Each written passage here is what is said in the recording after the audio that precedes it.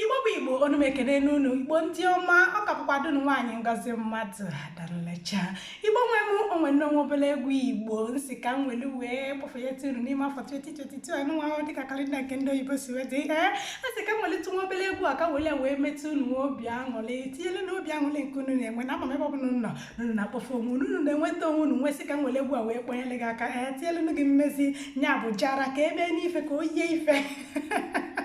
egwu a bụ Igbo nke onwe gị bụrụ Igbo nya bụ Igbo n'ime Igbo ifrozi n'ife niile dabalụ onye aka jisikwa ga wepụtara gị nya bụ egwu onye nkụli egwu a bụ nwaada Igbo ji eje mba, nwaada Igbo ji eme ọnụ, Amarachi Atama onye ji Nwadịọra mma wee malụ. Asịkwa m ka nwepụta egwu a maka ndị na-eke ikwe ga nya bụ egwu ka i wee nwee ike wee gee nya. Egwu a bụ ihe niile, egwu a bụkwa dachio, egwu a kọwara onye Igbo dịka onye Igbo Igbo. Egwu anụwa bụ egwu ọ bụ ọbụgodị na ịgba egwu nyere gị ka mamịrị si wee nye ọkụkọ na otu ọbụla isi wee metebe arụ gị n'ihe na-agbata nya bụ egwu ị na-ekwegodo n'isi otu a ọ ya na-adaba, ị na-ewepego ofe ụkwụ ọ ya na-adaba maka na egwu abụrụkwa egwu ndị eji trọmpet, jita na piano wee kụọ na ife a bụ egwu eji ngwa egwu Igbo wee tie. N'ime egwu a ihe na-anụ ka ogene na-akụ, ihe na-anụ ka udu na-asụ, ihe na-anụ ka ọja na afro, ihe na-anụ ọnụ ịchaka, ihe na-anụ ọnụ ekwe. Ngwa egwu Igbo zuru oke n'ime egwu a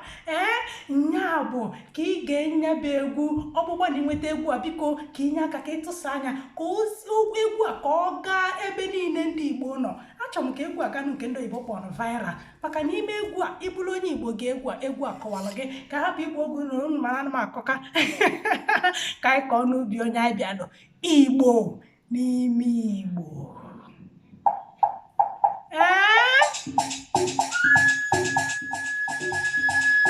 Ị na-anụ ka ọ na-ada